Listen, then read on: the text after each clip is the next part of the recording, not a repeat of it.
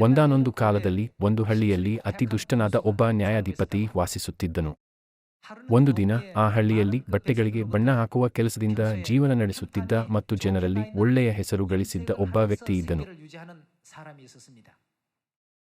ಅವನು ಎಷ್ಟರ ಮಟ್ಟಿಗೆ ಬುದ್ಧಿವಂತ ಎಂದು ನೋಡೋಣ ಎಂದು ಯೋಚಿಸಿದ ನ್ಯಾಯಾಧಿಪತಿಯು ಅವನಿಗೆ ಪಾಠ ಕಲಿಸುವ ಸಲುವಾಗಿ ಅತ್ಯಂತ ಕಷ್ಟಕರವಾದ ಸಮಸ್ಯೆಯೊಂದಿಗೆ ಬಣ್ಣಗಾರನ ಬಳಿಗೆ ಹೋದನು. ಅವನು, ನಾನು ನಿನಗೆ 3 ಸುತ್ತು ಬಟ್ಟೆ ಕೊಡುತ್ತೇನೆ. ಇದಕ್ಕೆ ನಾನು ಕೇಳುವ ಯಾವುದೇ ಬಣ್ಣವನ್ನು ನೀನು ಹಾಕಬಲ್ಲೆಯಾ ಎಂದು ಕೇಳಿದನು. ನೀವು ಆಜ್ಞಾಪಿಸಿದರೆ ಆ ಬಣ್ಣವನ್ನು ನಾನು ಮಾಡಿಕೊಡುತ್ತೇನೆ. ಅವನು ಮತ್ತೆ, ಖಚಿತವಾಗಿ ಮಾತು ಕೊಡುತ್ತೀಯಾ ಎಂದು ಕೇಳಿದನು. ಆಗ ಬಣ್ಣಗಾರನು ಮಾತು ಕೊಟ್ಟನು.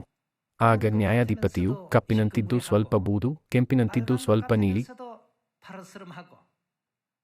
ಹಾಗೂ ನೀಲಿಯಂತಿದ್ದು ಸ್ವಲ್ಪ ಹಳದಿ ಬಣ್ಣಗಳನ್ನು ನನಗೆ ಮಾಡಿಕೊಡು ಎಂದು ಹೇಳಿದನು. ಬಣ್ಣಗಾರನನ್ನು ಕಂಡರೆ ಆಗದ ಗುಮಾಸ್ತನು ಇಂದು ನ್ಯಾಯಾಧಿಪತಿಯು ಅವನನ್ನು ಯುಕ್ತಿಯಿಂದ ಸೋಲಿಸಿದನೆಂದು ಹಿಗ್ಗುತ್ತಿದ್ದನು.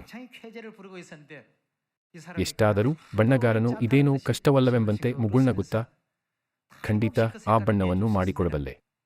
ಆದರೆ ಬಟ್ಟೆಯನ್ನು ಪಡೆಯಲು ನಾನು ಗೊತ್ತುಪಡಿಸಿದ ದಿನದಂದೇ ನೀವು ಬರಬೇಕು. ಆ ದಿನ ಬರಲು ನಿಮಗೆ ಸಾಧ್ಯವೇ ಎಂದು ಹೇಳಿದನು. ಅದಕ್ಕೆ ಅವನು, ದಿನವನ್ನು ಹೇಳು, ನಾನು ಖಂಡಿತವಾಗಿ ಬರುತ್ತೇನೆ ಎಂದು ಉತ್ತರಿಸಿದನು. ಆಗ ಬಣ್ಣಗಾರನು, ಭಾನುವಾರದಂತಿದ್ದು ಸೋಮವಾರದಂತಿರುವ, ಸೋಮವಾರದಂತಿದ್ದು ಮಂಗಳವಾರದಂತಿರುವ, ಮಂಗಳವಾರದಂತಿದ್ದು ಶುಕ್ರವಾರದಂತಿರುವ ಮತ್ತು ಶುಕ್ರವಾರದಂತಿದ್ದು ಶನಿವಾರದಂತಿರುವ ದಿನದಂದು ಬಂದರೆ ನಾನು ಖಂಡಿತವಾಗಿ ಆ ಬಟ್ಟೆಯನ್ನು ಸಿದ್ಧಪಡಿಸಿರುತ್ತೇನೆ ಎಂದು ಹೇಳಿದನು. ಜ್ಞಾನಿಗಳು ಜ್ಞಾನದಿಂದ ಲೋಕವನ್ನು ಜಯಿಸುತ್ತಾರೆ. ಅದೇ ರೀತಿ ಪವಿತ್ರಾತ್ಮನ ಅನೇಕ ವರಗಳಲ್ಲಿ ಜ್ಞಾನದ ವರವೂ ಇದೆ. ನಾವು ಅದನ್ನು ಬಳಸುವ ಕಾರಣವೇ ಇಲ್ಲದಿದ್ದರೆ ದೇವರು ನಮಗೆ ಜ್ಞಾನದ ವರವನ್ನು ಏಕೆ ಕೊಡುವರು?